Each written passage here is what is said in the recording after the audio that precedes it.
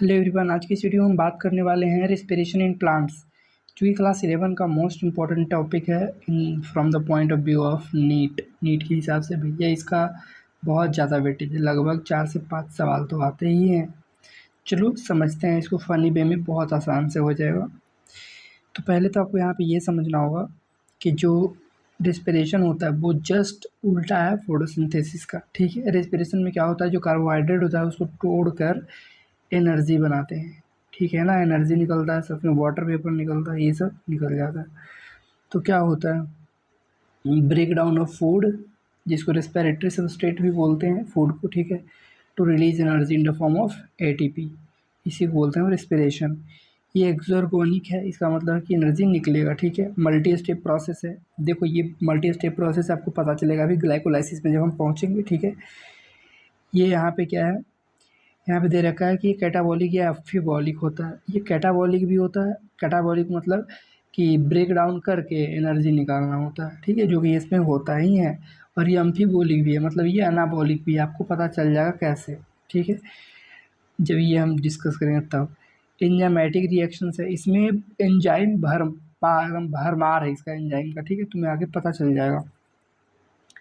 Raw material for respiration comes out from photosynthesis. देखो respiration जो हो रहा होता है उसका रॉ मटेरियल आया कहाँ से। रेस्पिरेशन ऐसे थोड़ी हो जाएगा भाई, तुम खाना खाओगे तो खाना कहाँ से आया, किसी रॉ मटेरियल से आया होगा ना। जनरली फोटोसिंथेसिस आया है। और इस चैप्टर में बात कर रहे हैं रेस्पिरेशन इन प्लांट्स। तो प्लांट्स में जो रेस्पिरेशन की बात हो रही है, तो रेस्पिरेशन के लिए जो रॉ मटेरियल है कहाँ से आया है, फोटोसिंथेसिस से ही तो आया है। ठीक है, तो एक रेस्पिरेटरी जो क्वोशंट है लास्ट में दे रखा है चैप्टर का, जो कि हम पहले ही डिस्कस कर दे रहे हैं ना। रेस्पिरेटरी क्वोशंट क्या हो रहा है, रेस्पिरेटरी क्वोशंट का मतलब होता है कि कितना CO2 इवॉल्व हो रहा है ना, कितना तुम कंज्यूम कर रहे हो। तुम नहीं, प्लांट की बात हो रही है। ठीक है, जैसे ब्रेक डाउन के लिए फैट का ब्रेक डाउन कर रहे हो, किसका कर रहे हो, जैसे ग्लूकोज है ना। तो ग्लूकोज को ब्रेक डाउन करने के लिए 6 ऑक्सीजन मॉलिक्यूल की आवश्यकता होती है और 6 CO2 मॉलिक्यूल रिलीज होते हैं। तो जितने मॉलिक्यूल CO2 की रिलीज है उसको ऊपर रखेंगे। ठीक है, और नीचे रखेंगे O2 के मॉलिक्यूल। तो जनरली 6/6 यहाँ पे आया, तो कट के कितना आया, 1। तो ग्लूकोज की बात करें तो, यानी कि कार्बोहाइड्रेट की बात करें तो, जो रेस्पिरेटरी क्वोशंट है वो कितना है, 1 है। ठीक है, उसी तरीके से बाकी सब जो है उनको याद कर लोगे आप सिंपली। फैट का है 0.7, फैट का कोई भी फैट हो है ना। फैट को एफ से ऐसे लिखते हैं ना, इसको उल्टा कर दो, इसको ऐसे भी तो लिख सकते हैं है ना, ऐसे करके उल्टा लिख सकते हैं, एक पॉइंट बैठा दो, मतलब 0.7। ठीक है, रेस्पिरेटरी क्वोशंट है। जनरली रेस्पिरेटरी क्वोशंट जो होता है वो 1 से कम ही होता है। ठीक है, 1 या 1 से कम होता है। प्रोटीन का कितना, 0.9। प्रोटीन को ऐसे लिखते हैं, इसको भी उल्टा कर दो तो ऐसे हो जाएगा, यानी कि 0.9। ठीक है, प्रोटीन का। देखो ट्रिपालमिटिन क्या है, एक फैट है। ठीक है, तो फैट है तो 0.7, समझ में आया। उसी तरह से ऑर्गेनिक एसिड होता है तो ज़्यादा होता है 1 से, है ना। 1 से ज़्यादा जनरली नहीं होता है, लेकिन जो ऑर्गेनिक एसिड है उसका होता है। एनारोबिक रेस्पिरेटरी क्वोशंट जो होता है वो इन्फिनिटी होता है। इसका मतलब क्या है, इन्फिनिटी कब आएगा, जैसे कि रेस्पिरेटरी क्वोशंट क्या होता है, CO2 कितना निकला है ना, और नीचे कितना O2 कंज्यूम हुआ। तो तुम्हें पता है कि O2 जो अनारोबिक प्रक्रिया में कंज्यूम होता है वो बिल्कुल भी नहीं होता। तो O2 कितना, 0 कंज्यूम हुआ, 0 बाई सम मतलब something by 0 is called infinity आता है ना। तो ये इन्फिनिटी हो गया। ठीक है, उसी तरह से सक्सिलेंट प्लांट की बात करें तो सक्सिलेंट प्लांट का 0 होता है। क्यों, क्योंकि इसमें पार्शियल ऑक्सीडेशन होता है ना, कंप्लीट ऑक्सीडेशन नहीं होता है। तो यानी कि जो नीचे 0 आया, मतलब कि मतलब जो नीचे वाला आता है, तो समझ लो ना, जैसे कि ये 0 कब आएगा, ऊपर 0 बाई समथिंग, ये 0 0 कुछ भी नीचे रहे है ना, मान लो 8 भी रहे, कुछ भी रहे, जितना भी रहे, नीचे अगर ऊपर कुछ 0 रहे, नीचे कुछ भी रहे, 1 2 चाहे कुछ भी, तो कितना वैल्यू आएगा, 0 आएगा। इसका मतलब कि सक्सेंट प्लांट में CO2 जो रिलीज होता है वो उसका वॉल्यूम क्या होता है, बहुत कम होता है। अब मेन चीज़ हमारा शुरू होता है, डेट इज़ ग्लाइकोलाइसिस, है ना। ग्लाइकोलाइसिस में क्या होते हैं, ब्रेकडाउन होता है किस चीज़ का, ग्लूकोज का, है ना। चलिए समझते हैं। देखो हमारे पास एक ग्लूकोज है, इसको एक तरीका से भी याद रख सकते हैं, वो बहुत आसान तरीका है। ग्लूकोज में 6 कार्बन होते हैं, 6 कार्बन होते हैं। ठीक है, तो ऐसा समझ लो ये 3 जोड़े का क्या है, भाई है, तो मतलब इसमें 2 भाई हैं। ठीक है, इनकी शादी करानी है। ग्लूकोज है तो ग्लूकोज में 6 कार्बन है, तो 6 कार्बन है, इसकी शादी करानी है, अभी अकेला है, ठीक है। तो जब शादी कराएंगे तो क्या लगेगा, बारात भी जाएगा, पैसा भी खर्च होगा। तो एटीपी पैसा है और बारात हेक्सोकाइनेज है ना, खर्च होगा। तो इसकी बारात मतलब कि जाएगी तो हो जाएगा शादी, तो ग्लूकोज 6 फॉस्फेट हो जाएगा, शादी हो गई। मतलब इसमें सिर्फ फॉस्फेट ग्रुप जुड़ गया है। 6 कार्बन होता है ना, 1 2 3 4 5 6, तो छठे कार्बन पे फॉस्फेट आके जुड़ जाता है, ठीक है। तो इसका नाम हो जाता है ग्लूकोज 6 फॉस्फेट, यानी छठे पोजीशन पे फॉस्फेट जुड़ चुका है, ठीक है। तो तुम्हें हमने बताया कि 2 भाई हैं ना, 3-3 के ग्रुप में 2 भाई हैं, ठीक है। तो एक की शादी हो गई तो एक का क्या हो गया, दिमाग फिर गया, ठीक है। तो उसका दिमाग फिर गया यानी कि फ्रक्टोज, इसीलिए हम याद रख सकते हैं फ्रक्टोज, है ना। दिमाग फिर गया किसका, जो ग्लूकोज है उसमें 2 भाई हैं ना, 3-3 कार्बन के, तो दिमाग फिर गया, तो बोल रहा है कि हमारी भी शादी कराओ, तो ये भी कह रहा है हमारी शादी कराओ, तो इसकी भी शादी हो गई, है ना। तो इसमें बाराती में सबसे आगे कौन रहेगा, ये PO4 फॉस्फेट रहेगी आगे। तो इसका एंजाइम जो यहाँ पे यूज होगा फॉस्फोफ्रक्टोकाइनेज, ये एक्चुअली बाराती समझो एक तरह से है, और यहाँ पे भी ATP इस्तेमाल होगा, बिल्कुल होगा, है ना। शादी होगा तो खर्च होगा, ठीक है। तो फॉस्फोफ्रक्टोकाइनेज यहाँ पे ये क्या है, एंजाइम है, इसको चीफ रेगुलेटर कहा जाता है ग्लाइकोलाइसिस का, ठीक है ना। आगे हम देखते हैं कि अब इसकी भी शादी हो गई, अब इसकी भी शादी हो गई तो क्या बना, देखो जब शादी हो गई तो 6 कार्बन था ना, तो एक की तो शादी पहले ही हो चुकी थी, तो फॉस्फेट यहाँ पे जुड़ा हुआ था। अब दूसरी की भी शादी यहाँ पे हो गई इस तरह से। अब दो दो इस तरह से रहेगी, तो उसको क्या बोलते हैं तुम लोग गाँव देहात में भाषा में समझते हो, सौतन इस तरह से बोलते हैं। तो ये टिकेगा, शादी टूट जाएगा, है ना। तो टूट जाएगा, कल्ला होने लगा, लड़ाई होने लगा, ठीक है।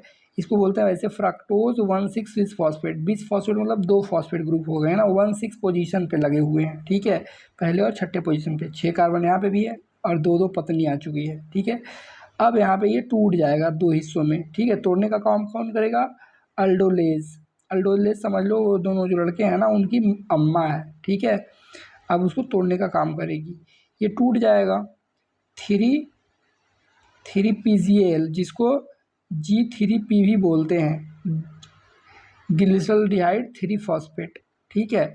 और यहाँ पे दे रखा है फॉस्फोग्लिसरॉल्डिहाइड, तो एक ही चीज़ है, अलग नहीं है, ठीक है, फॉस्फोग्लिसरॉल्डिहाइड। और हाँ देखो यहाँ पे 2 चीज़ें जो टूटता है ना, ये दोनों आपस में जो भाई अलग हो चुके हैं, ये एक्सचेंज होते रहते हैं, ऐसा ध्यान रखना, ठीक है। तो अब देखो जनरली यहाँ पे 2-2 हमने यहाँ पे लिख रखा है, तो समझ लेना कि इसका भी यूज हो रहा है, इसका भी यूज हो रहा है, ठीक है।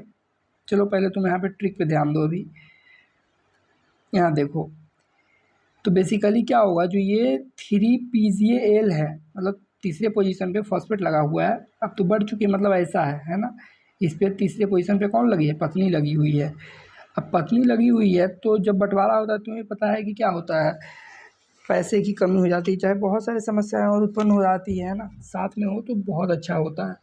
लेकिन अभी तो और दिक्कत हो गया, तो इसके आगे शर्त रखा गया कि तुम एक शादी और कर लो, तो फिर से ये शादी करेगा। 3 कार्बन है, ठीक है, एक पत्नी पहले से लगी हुई है, तो एक शादी अगर और करेगा तो यहाँ पे इसको शर्त दिया गया कि तुम्हारा पैसा खर्च नहीं होगा, बल्कि तुमको और मिलेगा, क्या मिलेगा, चेक मिलेगा, पैसा नहीं चेक मिलेगा, ठीक है। तो बोला कि ठीक है कर लेंगे, लेकिन हाँ ये बहुत ख़तरनाक है, ये जो आएगी उस वाली, तो बहुत ख़तरनाक है। कैसे ख़तरनाक है, क्या करेगी, हाइड्रोजन निकाल देगी तुम्हारी, बोला इसको बोला गया, ये जो 3 फॉस्फोग्लिसरॉल्डिहाइड था उसको बोला गया कि तुम्हारे में से हाइड्रोजन निकाल देगी, जला उला देगी, तो तुम खुद जिम्मेदार हो।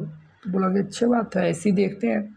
तो शादी हो गई, 1,3 बिस फॉस्फोग्लिसरेट बन चुका है। ग्लिसरेट बोले चाहे ग्लिसरिक एसिड बोले, बात बराबर है, ध्यान रखना इस चीज़ को, बन चुका, ठीक है। 1,3 BPG इसको शॉर्ट में बोल सकते हैं, 1,3 BPG मतलब 1,3 बिस फॉस्फोग्लिसरिक एसिड, ठीक है ना।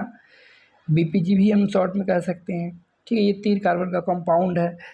तो यहाँ पे क्या हुआ ना, यहाँ पे देखो 2 NAD से 2 NADH2 निकल चुका है, ठीक है। NADH2 निकल चुका है, जो कि चेक है, चेक तो बन जाएगा।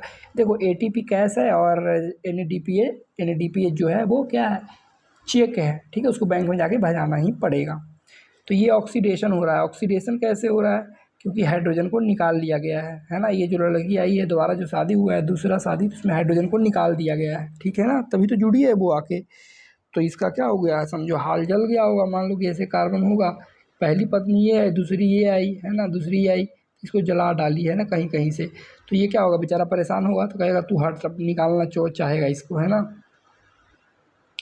अब निकालने में कौन मदद करेंगे, जो पहले शादी करवा रहे थे, पहले हेक्सोकाइनेज आया था, है ना, ग्लूकोज की शादी कराया था, फिर दूसरी बाराती गई थी, है ना, वही लोग आएंगे जो कि क्या करेंगे, इसको तोड़ेंगे, हटाएंगे। इसकी जो पत्नी है डबल वाइफ हो चुकी है यहाँ पे, ये 3 PGA है, 3 PGA है यानी कि 3 फॉस्फोग्लिसरिक एसिड, है ना। तो यहाँ पे जो एंजाइम वो होगा यूज़, वो नीचे वाले के आधार पे होगा, ध्यान रखना। यहाँ पे एंजाइम जो यूज़ होगा अब हटाना है सबको, है ना, पत्नी को जोड़ नहीं रहे हैं, पत्नी को शादी करा नहीं रहे हैं, मतलब कि लड़के का, अब उसको हटा रहे हैं, तो ये जो है ना नीचे वाला एंजाइम इस्तेमाल होगा, PGA के आधार पे नाम होगा, ठीक है।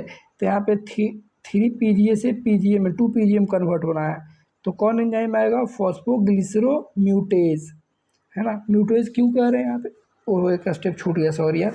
यहाँ से देखो 1,3-20 फॉस्फोग्लिसरेट है, ग्लिसरेट है, मतलब 3 कार्बन है, ठीक है, दोनों में पत्नी जुड़ी हुई है, पत्नी को हटाना है, तो यहाँ पे क्या होगा, हटेगा, देखो ATP बनेगा, ध्यान रखना, है ना। यहाँ पे है ट्रांसफॉस्फोराइलेज है,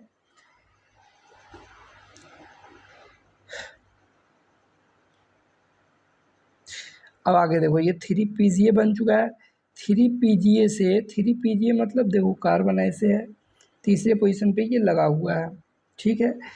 अब ये बेचारी डर गई, क्यों, क्योंकि एक तो पत्नी निकल चुकी है, अब दूसरा जो शादी किया था, तो इसको भी डर है, इस साला ये जल्लाद है, हमको भी नए मतलब हटा दे, तो ये डरने लगी, तो ये अपना पोजीशन चेंज कर ली, यहाँ पे चली आई दूसरे पोजीशन पे, है ना, कुछ इस तरीके से सेकंड पोजीशन पे चली आई ये पत्नी जो है ना।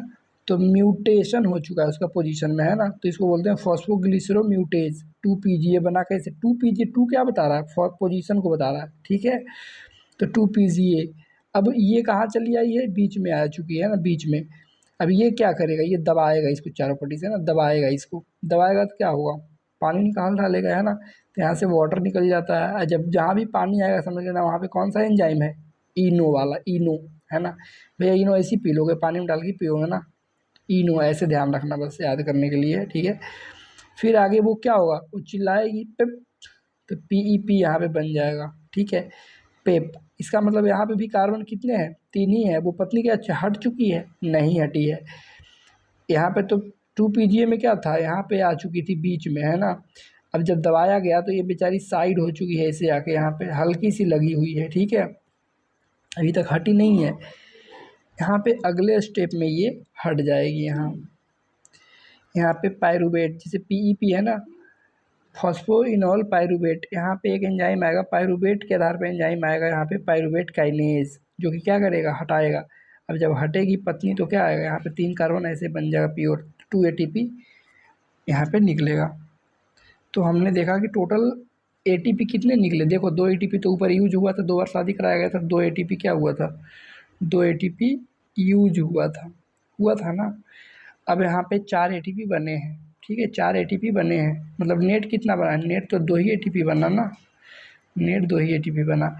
और हमने देखा कि दो ADP कैश भी मतलब कि चेक भी मिला था, 2 NADPH भी मिला था, है ना। तो हमें इतना चीज़ें यहाँ पे ग्लाइकोलाइसिस में मिला है, वही लिखा है कि यहाँ पे ATP बन रहा है, ATP प्रोड्यूस्ड बाई SLP, यानी कि substrate level phosphorylation. Substrate level phosphorylation मतलब फॉस्फेट को ऐड करना, तो ये सबस्ट्रेट के द्वारा ही तो हो रहा है, मतलब जो रिएक्शन में पार्टिसिपेट कर रहे हैं, सबस्ट्रेट उन्हें बोला जाता है। ATP प्रोड्यूस कितने होते हैं, 4, है ना, नेट कितने हुए, 2 ही।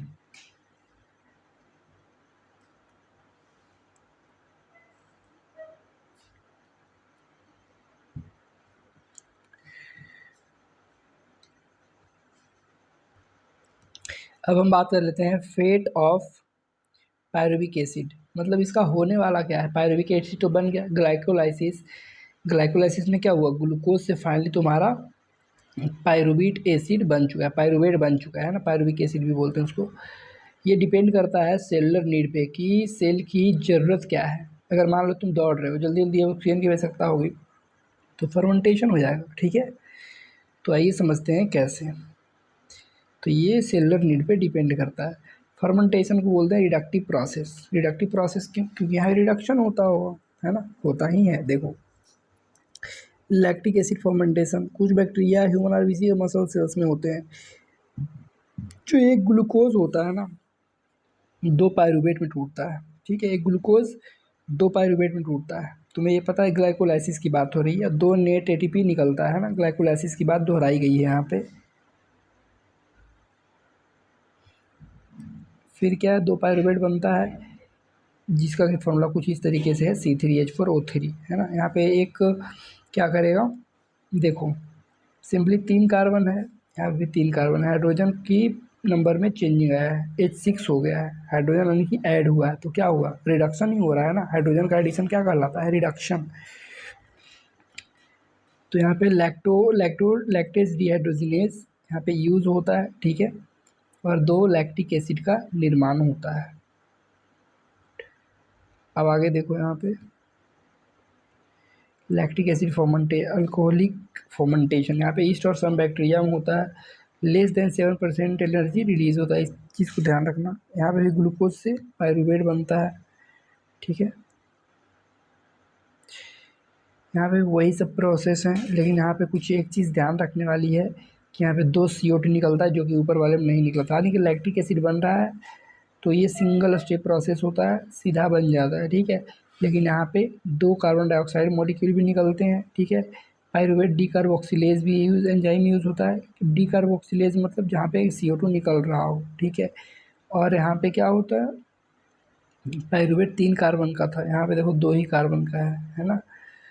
एसिटल्डिहाइड बना है और फाइनली इथेनॉल बन जाता है, यानी कि अल्कोहल डिहाइड्रोजिनेज इस्तेमाल होता है। ये एंजाइम हाइड्रोजन की संख्या में क्या करता है, रिमूवल कर देता है। अब यहाँ देखो अल्कोहल और लैक्टिक एसिड में क्या है, यहाँ पे PD+AD यूज़ हुआ है। PD+AD क्या रखा है, देखो PD से क्या था, P से LD से तो था लैक्टेज डिहाइड्रोजिनेज और PD से था PD पाइरूवेट डी कार्बोक्सिलेज।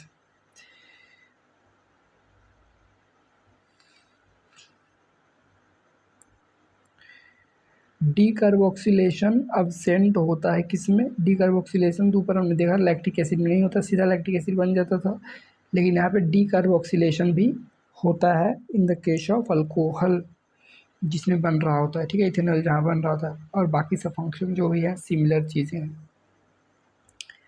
ठीक है। अब आगे हम देखेंगे पाइरूवेट जब एंटर करता है माइटोकॉन्ड्रिया में तो एसिटाइल कोएंजाइम के फॉर्म में एंटर करता है, ठीक है। कैसे, आगे समझते हैं, चलो देखो पाइरूवेट बन चुका था। अब मान लो कि एरोबिक रेस्पिरेशन होना है, ठीक है, एरोबिक रेस्पिरेशन की बात होती है तो पाइरूवेट जो है ना, पाइरूवेट 3 कार्बन वाला था ना, 2 को बना था, 2, तो पाइरूवेट क्या करता है, एंटर करता है और यहाँ पे एक एंजाइम आता है that is pyruvate dehydrogenase. Pyruvate 3 carbon का है और 3 कार्बन का है तो भाई एक कार्बन को हटा दिया जाएगा, ठीक है। कितना, एक कार्बन हट गया, कितना कार्बन बचा, 2 कार्बन बचा, और हाइड्रोजन भी रिमूव होते हैं, तो पाइरूवेट डिहाइड्रोजिनेज यहाँ पे एंजाइम इस्तेमाल होता है। और देखो 3 कार्बन से 2 कार्बन बन रहा है तो इसको बोलेंगे एसिटाइल, है ना, इसको बोल रहे हैं कोएंजाइम। यहाँ पे एक एंजाइम भी ऐड होता है कोएंजाइम, ठीक है, तो एसिटाइल कोएंजाइम का फॉर्मेशन होता है। पाइरूवेट 3 कार्बन का है, एसिटाइल 2 कार्बन का होता है, कोएंजाइम एक ऐड हो जाता है, that's it. Removal of C in the form of CO2, यहाँ पे कार्बन एक रिमूव होता है ना, हमने भी पहले देखा है ना, इसको डीकार्बोक्सिलेशन बोला जाता है, दैट्स इट। समझ में आया इतना। और इसी को ऑक्सीडेटिव डीकार्बोक्सिलेशन बोलो या फिर लिंक रिएक्शन भी कह सकते हो, that is so much easy, ठीक है। आगे हम बात कर लेते हैं कि ये मतलब पाइरूवेट वो इसी चीज़ को रिपीट किया गया, बहुत सारी चीज़ों को हमने रिपीट कर दिया है। पाइरूवेट से क्या हो गया, एसिटाइल कोएंजाइम बना, 2 कार्बन का, ये 3 कार्बन का था, और यहाँ पे क्या CO2 निकला है ना। CO2 निकला है तो क्या हुआ था, NADP पॉजिटिव से जब भी निकलता है ना, CO2 जब भी निकलेगा, ध्यान रखना इस चीज़ को, तो एक NADPH देगा, ठीक है, यानी कि NADP+ जो है, NAD पॉजिटिव है तो NADH में वो कन्वर्ट हो चुका होता है, मतलब कि उसका रिडक्शन हो चुका होता है ना।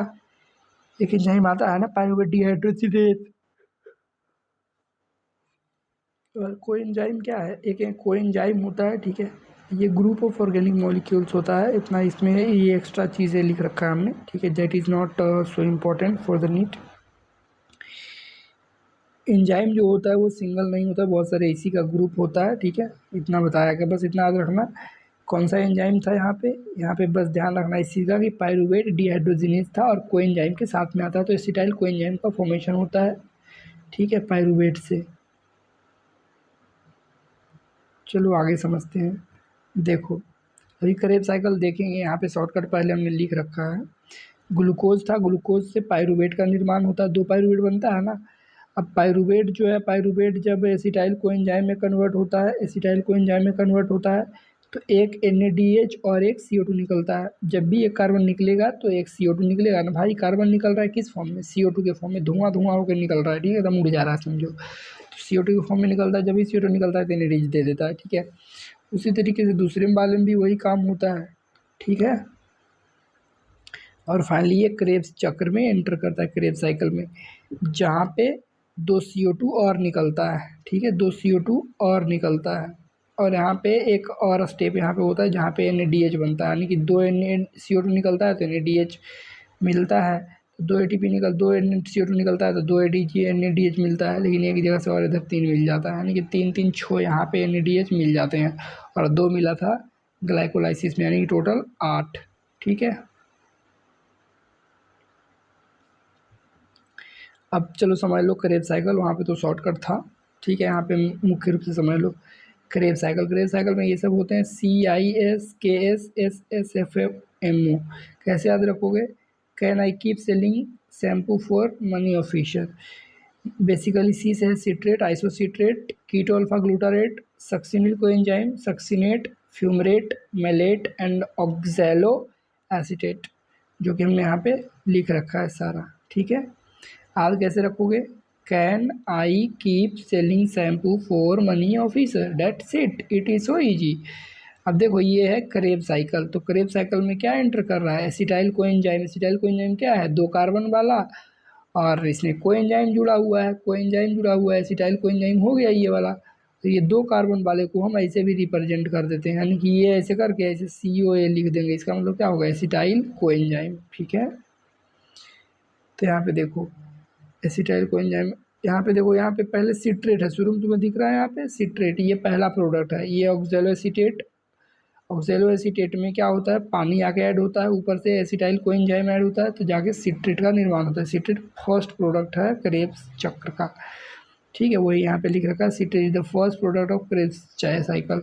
यहाँ पे ऑक्सैलो एसीटेट जो है वो एसिटाइल कोएंजाइम के साथ रिएक्शन करता है, साथ में पानी भी ऐड होता है, यहाँ पे सिट्रेट या सिट्रिक एसिड बन जाता है। सिट्रेट या सिट्रिक एसिड दोनों सेम चीज़ है, ठीक है।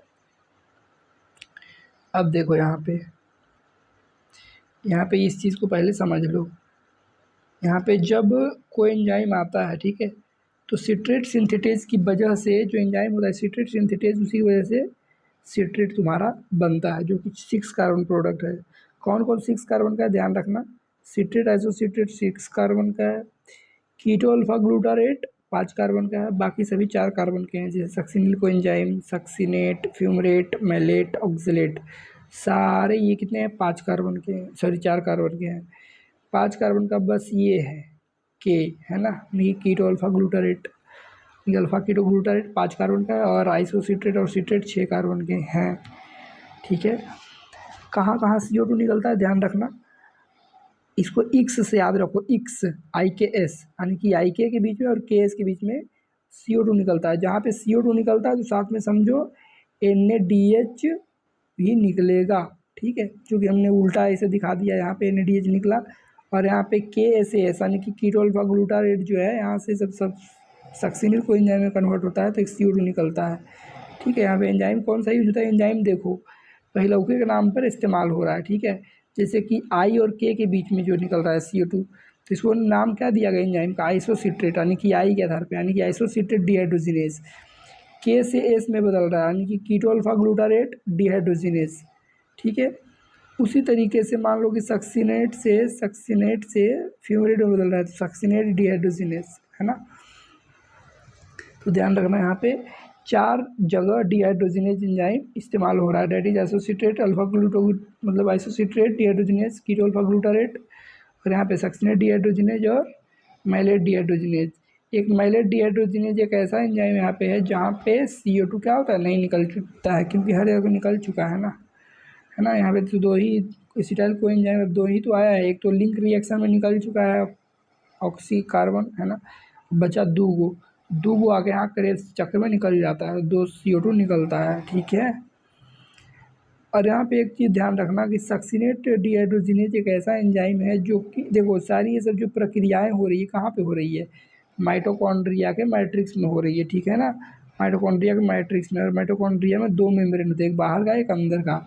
तो इंटरनल मेम्ब्रेन में ये एडेड रहता है, ये सक्सिनिल डिहाइड्रोजिनेज जो है वो भी पढ़ोगे ETS में, इलेक्ट्रॉन ट्रांसपोर्ट सिस्टम में, तो वहाँ पे सेकेंड कम्प्लेक्स में वही होता है ये सक्सिनेट डिहाइड्रोजिनेज, यानी कि ETS में और क्रेब्स चक्र में ये सक्सिनेट डिहाइड्रोजिनेज क्या है, कॉमन है, ठीक है। ये बेसिकली लोकेटेड कहाँ रहता है, इन इंडर माइटोकॉन्ड्रियल मेम्ब्रेन। ये सक्सिनेट डिहाइड्रोजिनेज मैट्रिक्स में नहीं होता है, जैसे कि बाकी ये सब क्या है मैट्रिक्स में है, ये मैट्रिक्स में है, मैट्रिक्स में है, मैट्रिक्स में है, सारे मैट्रिक्स में है, लेकिन आइसोसिट्रेट जो सक्सिनेट डिहाइड्रोजिनेज है वो मैट्रिक्स में नहीं होता है। कहाँ होता है, इनर माइटोकॉन्ड्रियल मेम्ब्रेन। ये बहुत अंदर की बातें हैं भाई, छोटी छोटी मोटी बातें जो बता रहा हूँ, ठीक है। तुम्हें थोड़ी सी मजाक भी लग सकती है यहाँ पे, लेकिन सही है। देखो यहाँ पे एक चार ध्यान रखना, एस से एस में जो बदल रहा है, यानी सक्सिनिल कोएंजाइम से सक्सिनेट में, तो यहाँ पे ATP का फॉर्मेशन होगा। बेसिकली यहाँ पे एडिनोसिन ट्राइफॉस्फेट का नहीं बल्कि गुआनोसिन ट्राइफॉस्फेट यानी कि GTP का फॉर्मेशन होता है। फिर भी हम मान लेते हैं कि ATP का फॉर्मेशन होता है, ठीक है। कौन सा एंजाइम यूज होता है, GT थायोकाइनेज, ठीक है। जहाँ पे भी ATP या ADP का मतलब ADP का जिक्र हो तो वहाँ पे काइनेज का एंजाइम नाम आता है, ठीक है। और ये क्या होता है, स्पेसिफिक फॉर्म ऑफ एनर्जी होता है GTP। ATP क्या है, नॉन स्पेसिफिक होता है, मतलब समझो ना कि कैश है और ये क्रेडिट कार्ड है, GTP क्रेडिट कार्ड है और ATP क्या है, कैश है, ठीक है। क्या क्रेडिट कार्ड हर जगह इस्तेमाल हो सकता है, जी नहीं, बिल्कुल बिल्कुल नहीं हो सकता। अब देखो गेन और लॉस क्या हुआ, gain in one Krebs cycle, एक बार जब क्रेब साइकिल चलता है तो कितना NADPH निकलता है, 3 NADH निकलता है, दिखा ना तुम्हें, CO2 निकला यहाँ से, CO2 निकला यहाँ से, तो इन दोनों ने एक एक NADH दे दिया, ठीक है। अब जाते जाते जो मैलेट है ना, मैलेट से ऑक्सलेट और एसीटेट में जब कन्वर्ट होता है तो वहाँ पे भी एक NADH दे देता है, खुशी खुशी भाई, ठीक है। तुम कितना भी परेशान करो किसी को, मान लो तुम्हारे मेहमान आए हैं, जाते समय तो दे ही देते होंगे 10-5 रुपये, है ना। चलो आगे समझो इस चीज़ को। तो 3 NADH निकलता है भैया और एक FADH निकलता है। FADH कहाँ से निकलता है, SF में, SF कमांडो में क्या निकलता है, FADH, एक FADH2 निकलता है और एक ATP कहाँ निकलता है, SS वाले में, है ना, SS वाले में एक ATP निकलता है। तो नेट गेन हमारे पास क्रेब साइकिल में जो है ये होता है, समझ आया। क्रेब साइकिल क्या होता है, 8 स्टेप रिएक्शन होता है। देखो यहाँ पे स्टेप है कि नहीं है, 1 2 3 4 5 6 7 8 स्टेप रिएक्शन होता है, कौन, क्रेब साइकिल, ठीक है। अब देखो वापस उसी चीज़ को हमने रिपीट किया है, ग्लूकोज से क्या होता है, पाइरूवेट में कन्वर्ट होता है। यहाँ पे हमें नेट 2 ATP मिलता था और 2 NADH मिल जाता था, ठीक है ना। तो यहाँ पे बैलेंस शीट भी इसको बनाया जाता है, कितना NADPH कितना ATP क्या निकल रहा है, इसको बोलते हैं बैलेंस शीट, है ना। तो यहाँ पे देखो ग्लाइकोलाइसिस में क्या हुआ, 2 ATP और 2 NADPH हमें मिल चुका होता है, ठीक है। अब पाइरूवेट से जब एसिटाइल कोएंजाइम में बदलता है तो एक जब पाइरूवेट बदलता है तो एक CO2 निकलता है, ठीक है ना, एक CO2 निकलता है तो NO2 मतलब NADH भी देके जाता है। तो दो जब दो मतलब पाइरूवेट को टूटेगा तो एंजाइम में कन्वर्ट होगा एसिटाइल को एंजाइम में, तो 2 वो निकलेगा, यानी कि 2 NADPH यहाँ पे निकल चुका है, ठीक है।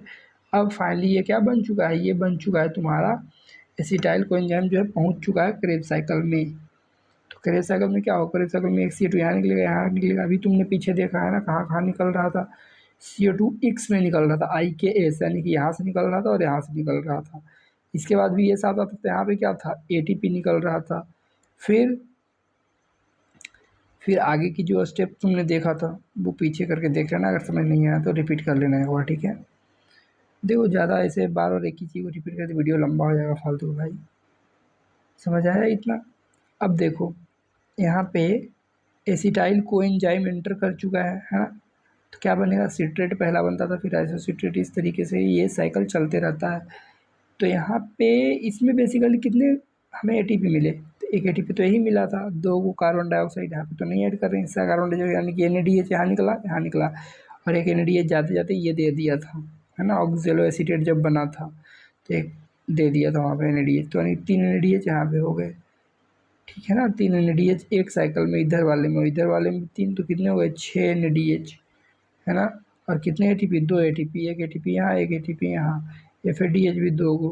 उसी तरीके से वहाँ पे हमने लिख दिया कि क्या निकला, 2 एटीपी निकला, 2 एटीपी निकला ना, यहाँ पे 6 N निकला, मतलब कि वही NADPH, यहाँ से भी निकला, यहाँ से, है ना, 6 NADH और एक यहाँ से, तो दोनों तरफ मिला के 6 हो गए ना, और 2 ये क्या है, F से FADH यहाँ पे निकला है और एक यहाँ पे निकला है, ठीक है, ध्यान रखना इस चीज़ को। इसी को बोलते हैं बैलेंस शीट। देखो जब एक NADH जब कैश भंजता है ना, ये मतलब भंजता है, समझो चेक है ना, बैंक में भेजेगा तो 3 ADP देता है, ठीक है, ध्यान रखना। और FADH जो होता है कन्वर्ट, तो 2 ATP देता है, ठीक है। आओ समझते हैं, तो वही यहाँ पे जब कैलकुलेट हमने किया था 38 ATP आया था। तुम भी सोचो ना, 2 ATP यहाँ है, 2 ATP यानी कि जोड़ लो, यहाँ पे आराम से तुम जोड़ सकते हो सारा कुछ, 38 ATP आ जाएगा। देखो उसी चीज़ को हमने रिपीट कर दिया दोबारा। ग्लूकोज है 6 कार्बन का, है ना, ग्लूकोज 6 फॉस्फेट बदल गया, मतलब यहाँ पे ATP इस्तेमाल हुआ और पर आती गया था ये वाला, है ना, शादी हो चुका है, तो ग्लूकोज 6 फॉस्फेट बन चुका है ना। ग्लूकोज 6 कार्बन का है, फॉस्फेट यहाँ पे ग्रुप ऐड हो चुका है, ठीक है। अब इसका गया दिमाग फिर, तो यहाँ पे फ्रक्टोज में कन्वर्ट हो गया, फ्रुक्टोज 6 फॉस्फेट, इसकी भी शादी होगी, तो इसकी शादी होगी तो फ्रुक्टोज 1,6 बिस फॉस्फेट हो गया, 1,6 बिस फॉस्फेट हो गया। अब 1,6 बिस फॉस्फेट जो है ये अशांत रहता है बेचारा, क्योंकि दोनों पत्नी आ चुकी है ना, 2 भाई था ये, 3 कार्बन वाला, तो यहाँ पे ये इधर कन्वर्ट हो जाता है, इधर टूट जाता है G3P में और DHAP में। DHAP और G3P क्या होता है, इनका इंटर कन्वर्टिबल होता है ना। तो यहाँ पे बेसिकली तुम ये रखना, G3P से कन्वर्ट होता है 1,3-BPG, वहाँ से 3PG, फिर 2PG, फिर PEP, फिर P, ऐसे याद रखना, ठीक है। क्या G3P 1,3-BPG, 3PG, 2PG, PEP और P से क्या है, पायरुवेट, सबका बता देते हैं। ग्लिसरॉल डिहाइड 3 फॉस्फेट, 1,3-बिस फॉस्फोग्लिसरॉल्डिहाइड, है ना, 3 फॉस्फोग्लिसरेट या ग्लिसरिक एसिड, 2 फॉस्फोग्लिसरिक एसिड या ग्लिसरेट, उसी तरह से पायरुवेट इनॉल, यहाँ पे क्या है, फॉस्फोइनॉल पायरुवेट, है ना, और फाइनली आपका पायरुवेट है, जिसमें कि फॉस्फोरस बिल्कुल ही हट चुका है ना। ये तो पहले ही हम बात कर चुके थे। और G3P और DHAP जो होता है इन्होंने इंटर कन्वर्टिबल होता है, ठीक है। कौन से एंजाइम यहाँ पे होता है, G3P आइसोमेरेज, समझ आया। अब आगे देखो, यहाँ पे लिखा है कि अगर ATP नॉट अवेलेबल, अगर ATP अवेलेबल ना हो तो क्या होगा, ATP प्रोड्यूस ना हो या ना कमी पड़ जाए तो क्या होगा भाई, बोलो। ATP not available in cell, PFK will promote breakdown of glucose. PFK क्या था, तुमने देखा था ना ऊपर, PFK क्या था, देखो ध्यान से एक चीज़ फिर से, PFK क्या था, ये मेन चीज़ था, ध्यान आ रहा है, चीफ रेगुलेटर था ग्लाइकोलाइसिस, है ना भाई। इन चीज़ों का ना ध्यान रखो, अब लास्ट टाइम रिवीजन है ये।